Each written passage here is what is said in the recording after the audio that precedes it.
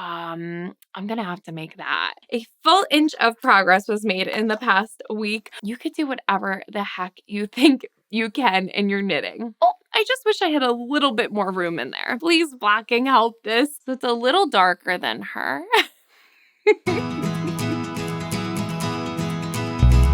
I'm Nora, and this is also known as Nora Knits.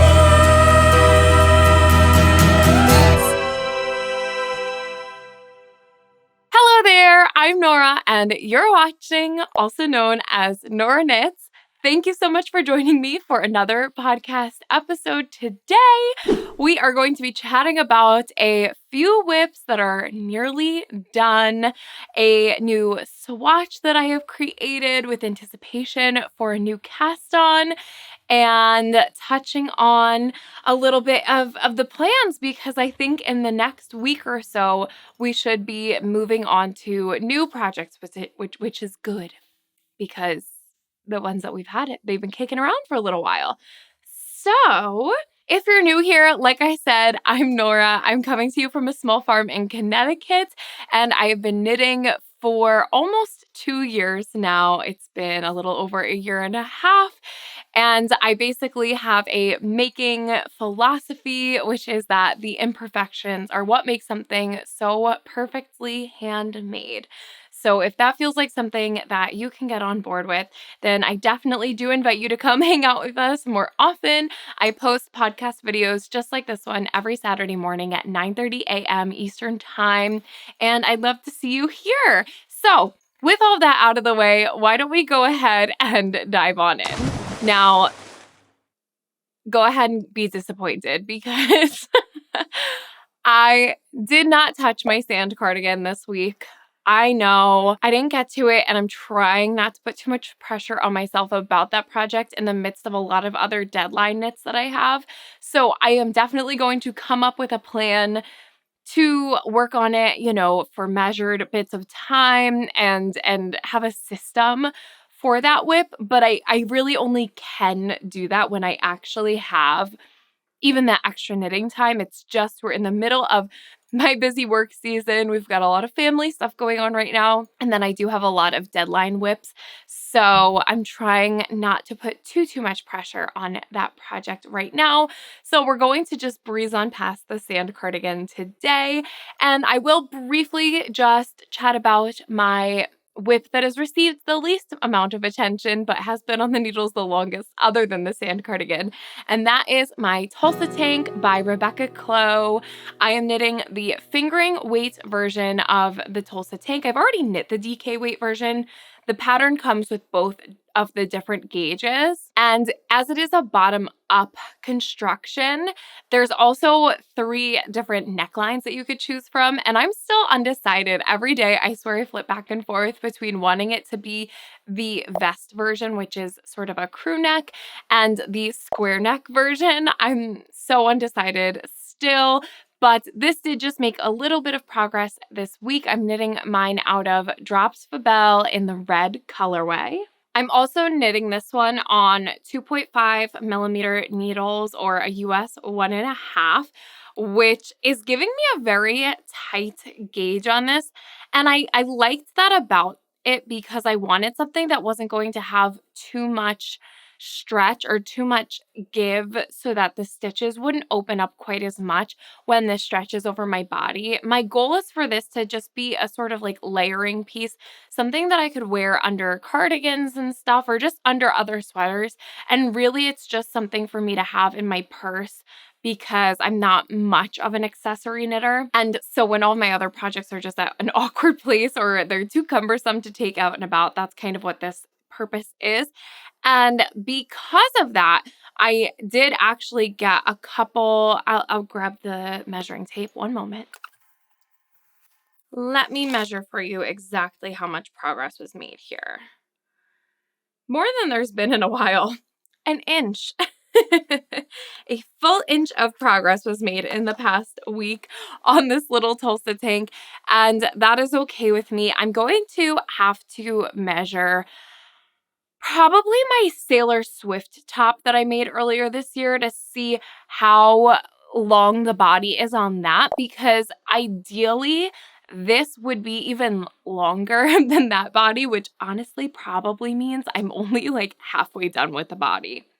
So this is very much just an in the background type of knit. I keep this in my handbag and work on it when I have nothing else to do, or when everything else, like I said, is kind of at an awkward place.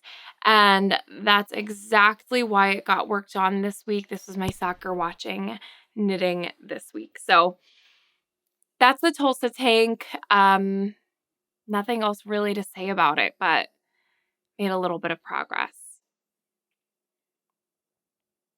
Yeah.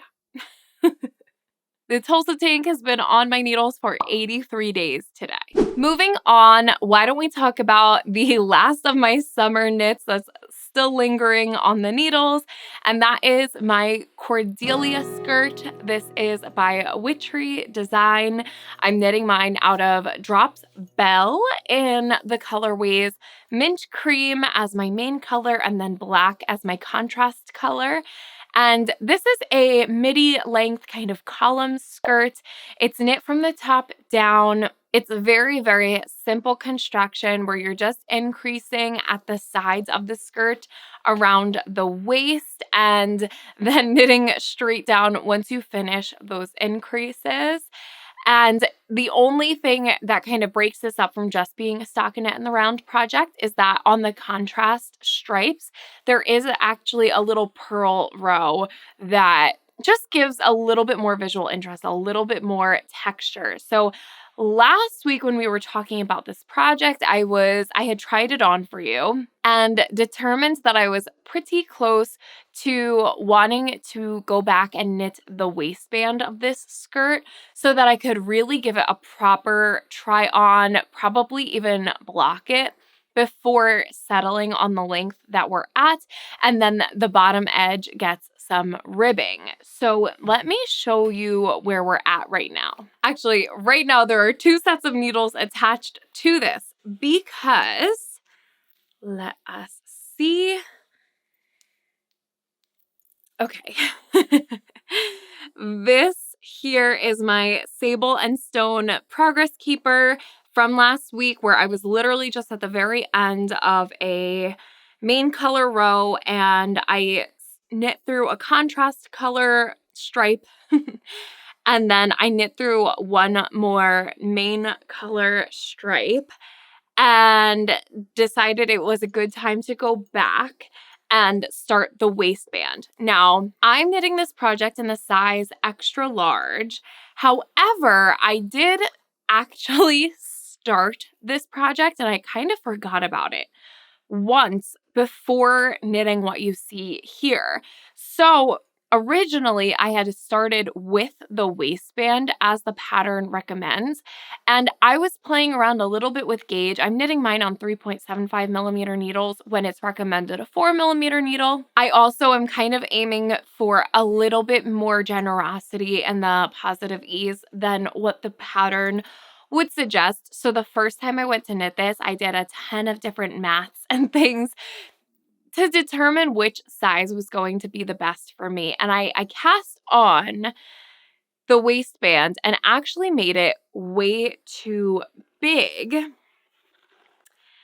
At which point I scrapped the waistband and just started with the skirt. And that was when I settled on the size extra large. And that was based on how my original cast on was kind of treating me. Now, my first attempt at knitting this was based on like arbitrary numbers that were not actually part of the pattern at all, but were what I had determined from my math and then wound up being wrong about. So my original cast on, my original waistband that I had knit up was somewhere in between the 2XL and 3XL sizing. It was closer to the 3XL, which is the largest size of the pattern. And I still have the waistband, which I kept just in case I wanted to revisit it later. And I was really glad that I did, because since knitting the skirt in the size extra large, I had 2 choices for the waistband, where I could have either cast on a brand new waistband and then sew it onto the top of the skirt once it was complete, or I could pick up the stitches on the top of the skirt and just knit the waistband that way. And the benefit that I saw to picking up the stitches was that I would have had an easier time picking up more or less stitches and adjusting the sizing in the waist as needed. So what I decided to do was I actually put this waistband, the original one that I had knit up. So again, this is, let's call it the 3X size. I put this around my waist where I intend for the skirt to sit, and I pinched the extra fabric of how much extra fabric I had. So from there, I counted all of the stitches that I had in that pinched section. And when I did that, I determined that I needed 38 stitches less around the waistband in order for it to fit me as well as possible.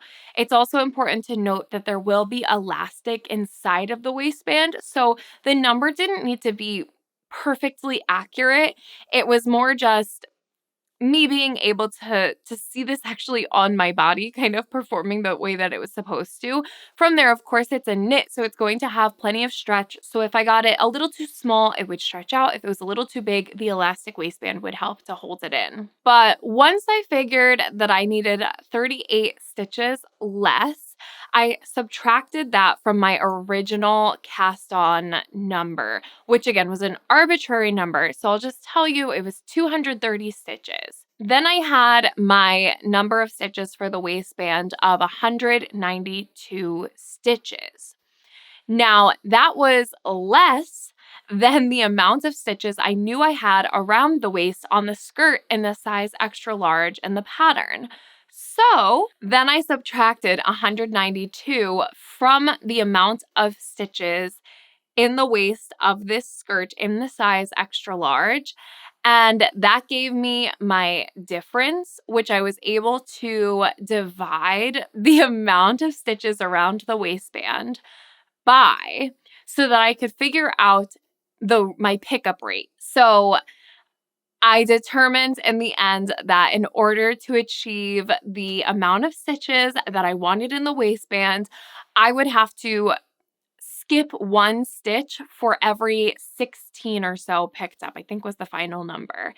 And that's what I did. I will say that it's a little bit ugly in those spots where I skipped my stitch. And I don't know if there's a way to avoid that, but I don't think it's the end of the world, especially because the waistband is knit in the same color as the top stripe. So you'd have to be extremely up close and personal. Now, from there, I actually kind of disregarded the pattern. And I was more so eyeballing how tall of a waistband I wanted personally, and going based on an elastic size that I'm hoping I can get. So I figured after knitting and measuring and knitting and measuring, I figured out that I would like an inch and a half tall or wide waistband. And so I just knit until I hit an inch and a half. At that point, as the pattern states, I did my purl row, which is the folded row because the waistband is just a folded over bit of stockinette, with a purl bump row to, I guess, kind of emphasize and encourage that fold.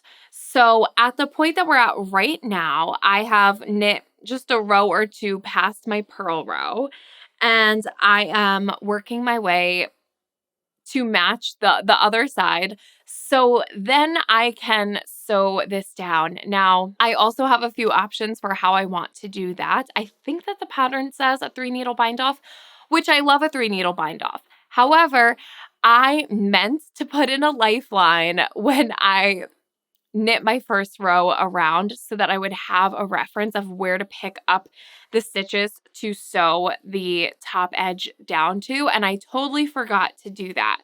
So just thinking about other ways that I could do this, I could just bind off in pattern, so just standard bind off, and then go through and just kind of tack down the whole waistband with like a running stitch through through the waist. I could also do a bind off with a crochet hook where you insert a crochet hook through your live stitch on the needle and then through the point where you want to stitch it down to, and essentially create a like slip stitch. The only issue with that is that it's not nearly as stretchy as a 3-needle bind off, and that wouldn't be great because the waist is smaller. That's the smallest part, and that has to get over the wider parts on the way. So I definitely do need to make sure that I maintain some good stretch there. So I have yet to really determine exactly how I'm going to do it. I also need to get the elastic for the waistband because it would be easiest if I could just sew it down around the elastic instead of creating a like tube as you would in sewing. So when it comes to putting elastic in a waistband, if I have it before I start sewing it down, I can just fix the stitches around that elastic and have it already in there. Otherwise, I would have to sew it all down and leave myself a little gap and then feed the elastic through that tube I've created, and that just would be a little bit more fussy, but not the end of the world if I have to order something and I want to just keep this going. The other thing is that I knit my waistband on 3mm needles, which is what the pattern says, even though I knit the rest of my skirt in that 3.75 versus the suggested 4mm needle of the rest of the skirt. Honestly, that just seemed easy to me, so I didn't feel the need to adjust the needle size there. And I've been using one of my broke girl hacks to make sure that both the inside and outside of the stockinette waistband match. I think that I must have done 13 rows to make up the height of the waistband. And I put one of these straight needle row counters on a safety pin, and then that's on a light bulb stitch marker. So every time I got to my beginning of round, I could knock it up one more row and count the rows up. When I got to my purl row, I just didn't change it. I knit the purl row around, and then I started on the other side, and I've just now been counting down the rows so that I know I have the same amount on both the front and back of that waistband. So the idea now is that I will hopefully finish this waistband. I'm actually filming on a Friday today, so I'm hoping to get this done tomorrow and then be able to try this on again with the elastic in there so that I can see if I am ready for the ribbing on the bottom or not. I won't try this on again today just because I still have that footage from the last try on, and I've really only knit about 1.25 inches maybe since then. And so not a ton of progress has been made. And so without the waistband, I won't know exactly where it's going to be sitting, but I do know that it's very close to being done. So I'm really hoping that at least by the next time I film, hopefully this is like blocking and just waiting to determine if it's long enough or not, or maybe it'll just be done. I'm not sure yet, but certainly within the next 2 weeks, this project will be done, which is good because as of today, it's been on my needles for 57 days. So yeah, those are the updates I have on this Cordelia skirt. Like I said, I've just kind of kept the needles on the bottom hem, and I did wind up cutting the yarn only because it was just getting very tangly and fussy to knit the waistband while still having yarn attached at the bottom. But I've just got some needle, stitch stoppers on there, and yeah, we'll see. I'm gonna have to check out a Joann's or something tomorrow to see if they have an 1.5 inch wide elastic, or else I'm gonna have to order something. So yes, that's where we're at with the Cordelia skirts. I don't think I have anything else to say other than I should probably rip out this other waistband now that I have no use for it and it's just consuming a lot of yarn unnecessarily. So that's the Cordelia skirt. We'll see where she's at next week, and let's put that away for now. Now, without further ado, I think we should just chat about my favorite whip, which is the Beatrix cardigan by Gregoria Fibers. It is an all over textured cardigan jacket. It features a saddle shoulder construction where there's a running cable from the neckline all the way down the sleeves to the wrist. And I'm knitting mine out of Lamb's Pride worsted in the colorway Chocolate Souffle, which is a single ply yarn, as well as Knit Picks alpaca lace in the colorway Hamlet. And this project has been on my needles for 22 days today, which I think is just so indicative of how much I love this guy and yeah, how much it's flying by. I also don't think that I said that the Tulsa tank has been on my needles for 83 days today. So I actually never put a progress keeper on this, and I'm realizing that now. But I do know that last week we had just about finished knitting the first sleeve. I think that I was just like the bind off away from being done with this one. And since then, I have finished the other sleeve, which also means that I did something a little bit spooky to me, a little callback to last year's spooky stitches, where throughout the month of October, we were doing some knitting that spooked us a little bit. So I kind of took that energy into this project as I made the choice to ladder back and correct a mistake that I had made in the saddle shoulder. So if you remember, when I had knit these saddle shoulders, I had just made a little mistake where in the knits that follow, so you have your cable, you have your little purl section, and then there's a couple of knits. And at some point I had put 2 purls in that knit section. And I did that in 2 consecutive no, sorry. I only did it on 1 stitch, but I did it in 2 consecutive rows.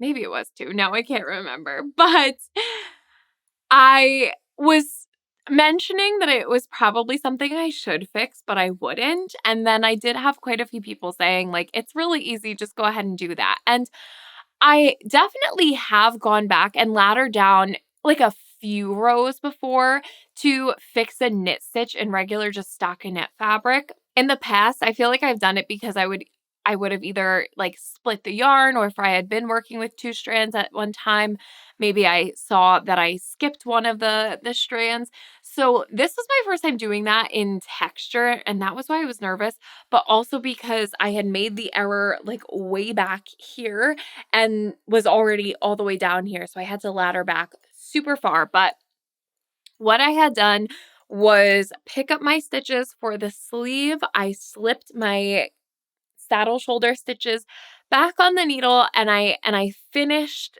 picking up the stitches. So then I had all of my sleeve stitches on the needles. And then in my first round of knitting, when I got to that column where I knew I made the mistake, that was when I decided to ladder back. And I have to be honest, it was so easy. I kind of laughed that I ever considered not doing it. Now, I will say when it comes to laddering back, it's definitely a lot easier on a yarn like this that is quite rustic, and therefore it has that stickiness to itself. So when you are kind of going back, you really do physically have to kind of pull out stitch by stitch by stitch. And therefore, it's not like a terrifying thing where it comes off the needle and the whole thing just runs like a run in your stockings. It's a really slow going process. I think from beginning to end, it took me all of 10-15 minutes.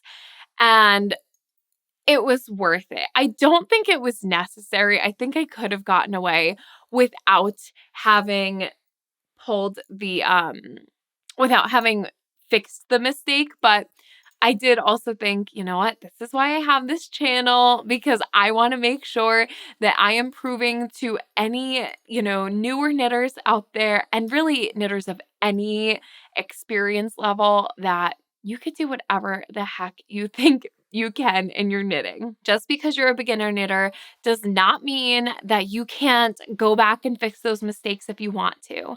But I also think it's important to remember that the imperfections are what makes something so perfectly handmade. So if you don't want to fix the mistake, if you are a little too nervous to do it, then I think leaving it in there is a perfectly fine signature that it was made by your own two hands and it's something that no one else could have created. So I'd love to be here to empower you to make those tough decisions and do those things that spook you a little bit. But I'm also here to say that you don't have to. And I really do think it's perfectly fine to keep little imperfections along as just a little signature that it was made by you. So I went ahead and I did it, and I'm really glad that I did just because it was so easy. Anytime I've laddered back, I've used a crochet hook to build my stitches back up, and I found that that's easiest for me. So that was all I had done. And then I worked my way down the sleeve, doing the same thing that I've talked about before, where I had marked my decreases on the first sleeve that I did. And so as I did them on the second sleeve, I just transferred all of my stitch markers to make sure that no matter what I did, again, if there was a mistake in there, at least they were balanced. What I will say, and I thought this was really interesting, the entire first sleeve was like so easy breezy to me. I had no issues just following the pattern and doing the decreases and everything always lining up and working out perfectly. And then when I got to the second sleeve, I think twice throughout the whole decrease section. So the decreases start around like the elbow and then happen on their way down, and it's in different rates, and you're maintaining the pattern throughout the whole thing. So you're following this like 8-row repeat and repeating that a couple of times. And essentially in the pattern, she tells you exactly how to break the all over texture in such a way that the decreases then kind of resolve things and move on.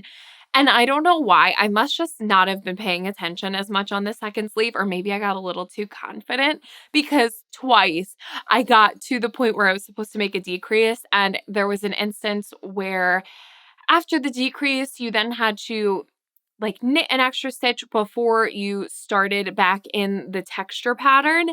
And twice I didn't have that extra stitch there, and I couldn't figure out exactly why that was.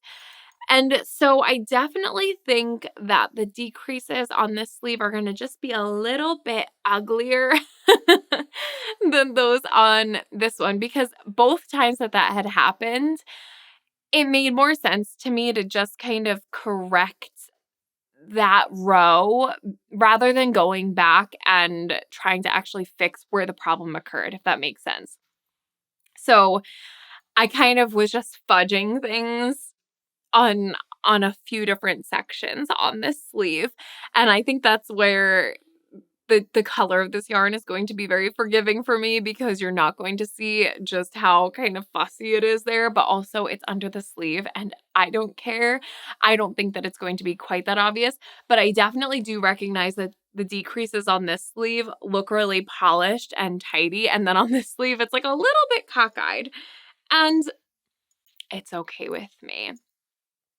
So yes, this whole sweater cardigan I've been knitting according to pattern exactly, even down to the needle size, which is a 5mm needle for the whole body of the sweater.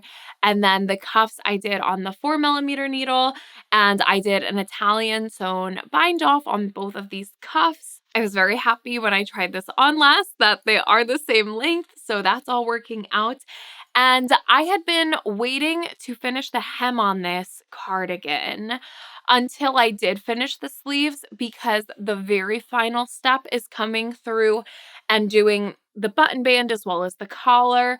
So I couldn't exactly get this to sit right on my shoulders before having those sleeves done to make sure that the length was just right for me. And even as it is, it's a little tricky to tell because all of this still has to be done. And therefore, it is going to sit a little bit differently, but I knew that doing the sleeves at least was going to give me my best shot. And so once those sleeves were done, which I just finished this one last night, I tried this on again, and basically the cuffs, I think I actually did knit just a pinch longer than what's recommended in the pattern. So I put the cardigan back on, and in the mirror, I kind of measured where I wanted it to hit to where it was currently hitting.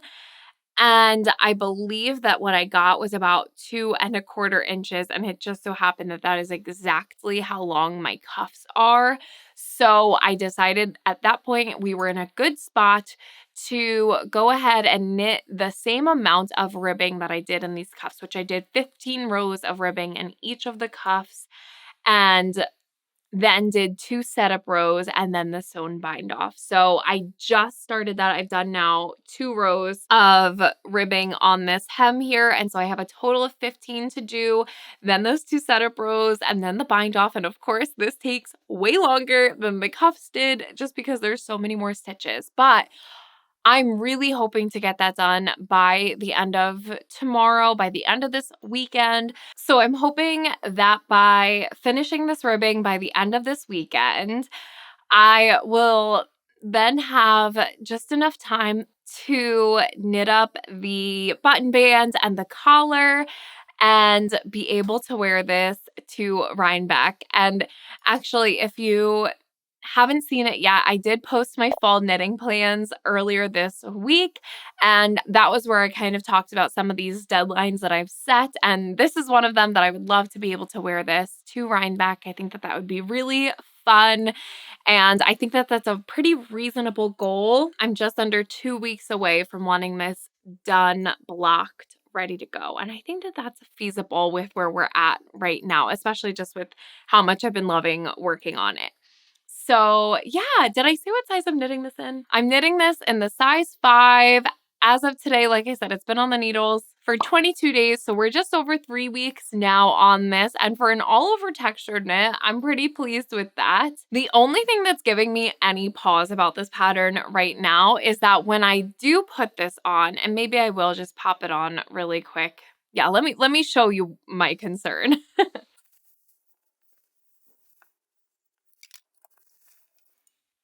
So hopefully I can show you a couple of things by having this on my body. First being this issue I'm having with not really being able to see where this is going to sit on my shoulders since it doesn't have the button band, it doesn't have the collar yet. And so I'm inclined to keep pulling it up so that it's sitting where it really should be. But this isn't going to start here. It's going to be starting a little bit lower. And so I think just putting it on and letting it sit where it's naturally falling is probably closest to where it's going to be. So now you can see that the sleeves are a really good length for right now. But this is the one thing that I'm like, oh, please blocking, please blocking, help this. The sleeves are just a little snug and I really don't want them to be massive. But as it is right now, I definitely could stand to have a little bit of extra room in here. And I'm feeling pretty confident about the blocking on this because I did my gauge swatch. I've done everything I'm supposed to do. But it's just interesting because the body is super, super roomy right now. I have plenty of room in the body. It could even be like this in the end and I'd be fine. But the sleeves are just a little snug. My theory on why that's the case right now is because of the cable that's on the top. So when you block out cables, they really do tend to squish and flatten a bit and everything really kind of comes apart. And so I'm guessing, I mean, even just when I kind of tug on it, you can see that what's sitting really scrunched up right now from, let's see, from the top of the kind of cable section to the bottom is about 3 inches. And then when I stretch it out, it turns into a full like 5-inch section. So I definitely do think that blocking is going to help it, but it just is a little bit nerve-wracking. Although that being said too, if it didn't grow at all, it is perfectly wearable right now. I'm just hoping to have this as a jacket of sorts. And so right now I have it on top of a longer sleeve. And I'm like, oh, I just wish I had a little bit more room in there. I also would not be mad if in the end I was able to kind of pull it a little bit longer on my hands and just have ultimate coziness. But even as it is, I don't know, I'm just very much in love. I know I'm a broken record. I just love my cardigan. And I'm so obsessed with my Beatrix. So yes, I'm planning to knit the same amount of ribbing that you have on the cuff here in the body. Another place where I kind of disregarded the pattern because I just have to do what's going to make this the most wearable for me. And also I just like when all of the ribbing matches up like that. So another kind of 2¼ 2½ inches or so on the ribbing for the body. And the goal is that this isn't exactly going to be a cropped cardigan, but I also don't want it to be too long. I'm trying to strike a balance right in between, while also assuming that in blocking, I'm going to be doing a lot more kind of pulling widthwise than I will be lengthwise.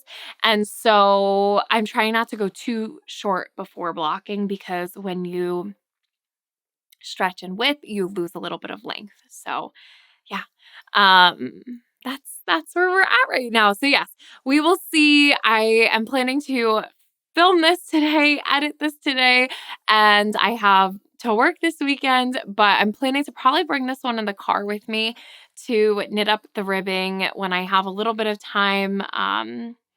After work, before work, and all of that. And I don't know, maybe before bed tonight, get a few rows in. Whereas on the Cordelia skirt, I'll be knitting on that waistband while watching soccer tomorrow night, definitely. So I should be able to get that done while I'm watching the game tomorrow night. And yeah, I think that's where we're at.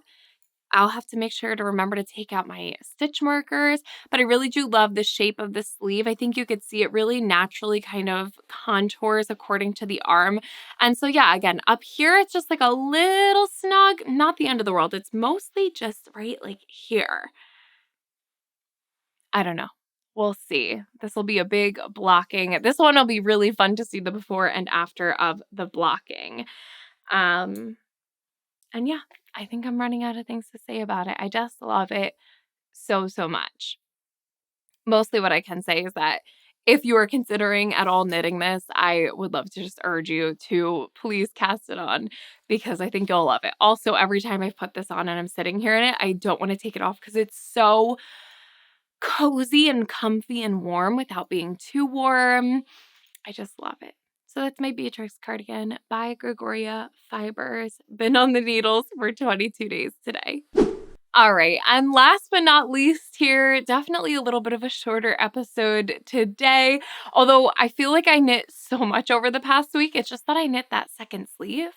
And so I have really nothing new to say, is how it seems. But I did get a lot of knitting done. It's just that it would be like knitting the same sweater twice in a row. I don't have many new discoveries other than just having knit that sleeve. So now I just want to chat a little bit about kind of all-in-one acquisition plans and new cast on. I swear I had something else to say there.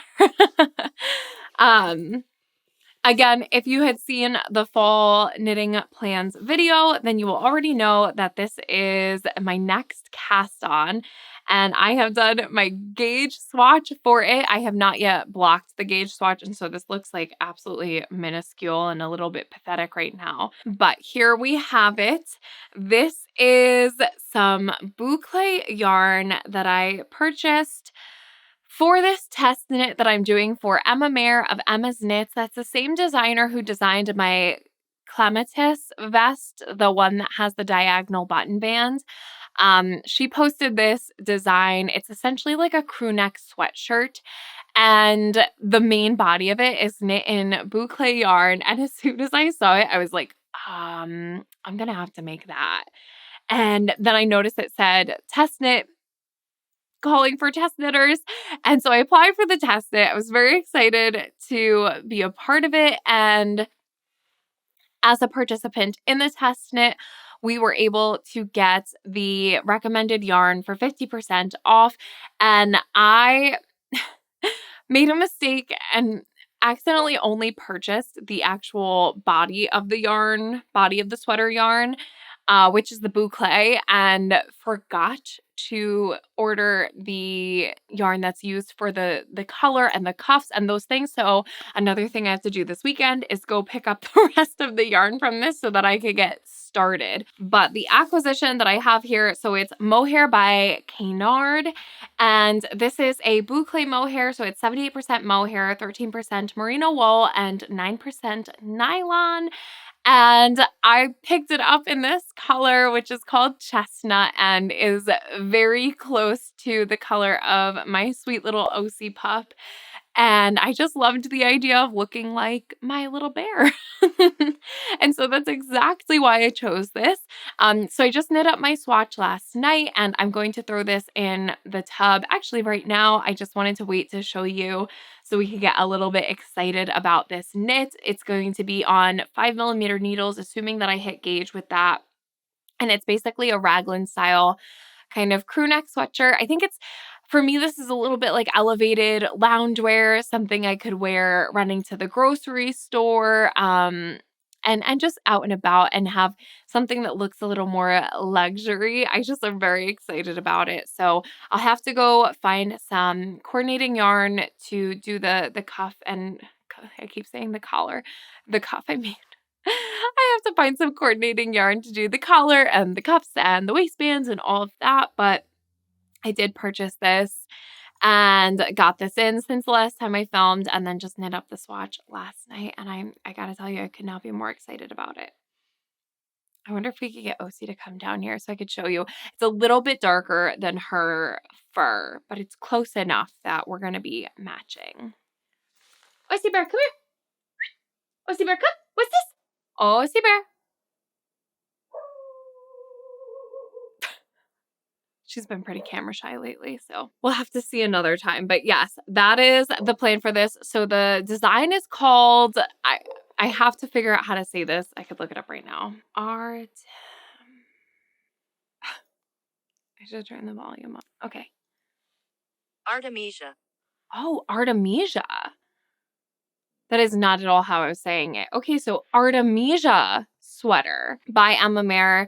It's just it's a clever take on a classic sweater, but to knit it up in something a little more unexpected. I think that this just really falls in line with my style, and I plan to get a ton of wear out of it, and I just have to get it started because it's a test knit, and so there is a deadline, and yeah, we got to get going on it.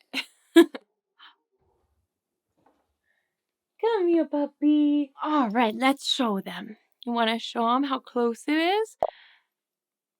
So it's a little darker than her.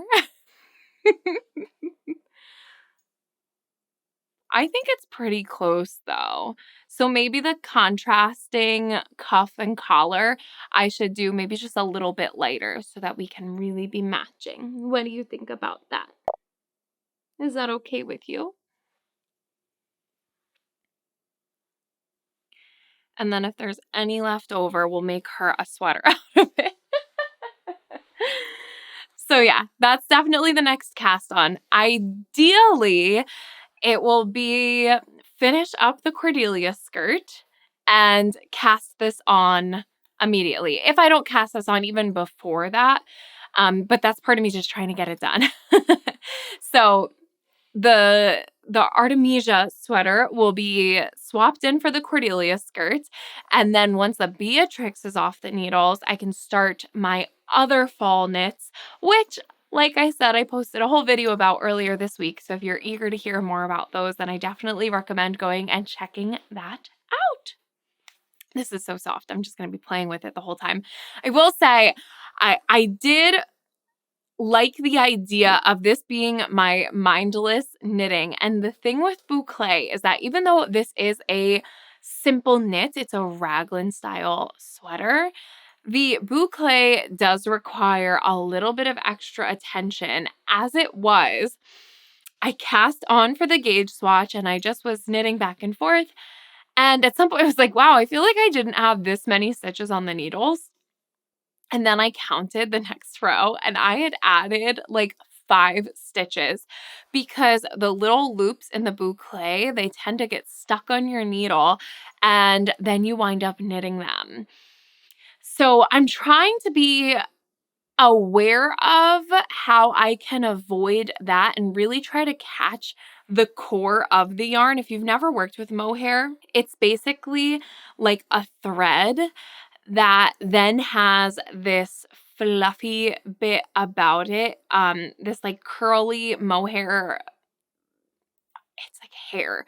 Um, and that kind of twirls around the thread in the middle and it creates these little loops.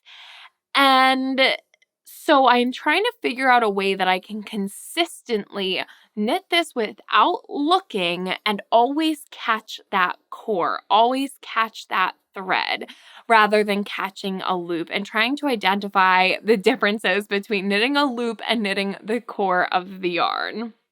But if I have to look at it, that's still fine. For my mindless knitting, it's more just like, okay, I won't really once I get past the raglan increases and all of that, it's not going to be following a chart or something like that. So it is still very mindless at that point. It's just that you have to be aware of things. So yeah, we will see. This will be the next one to get cast on and I'm excited about it. So I'll be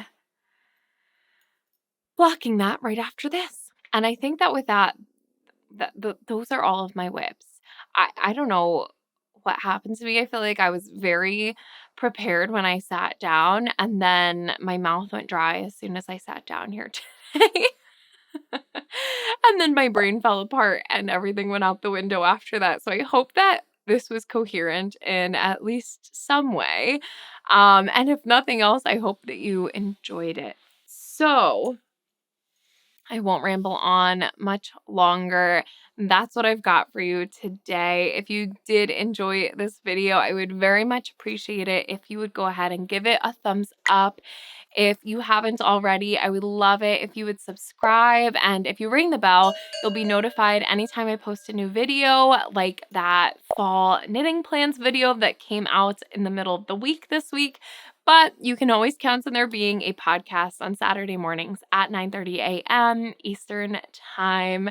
With all of that being said, a big ol' thanks for watching, and I will catch you on the next one. All right, you guys. Bye.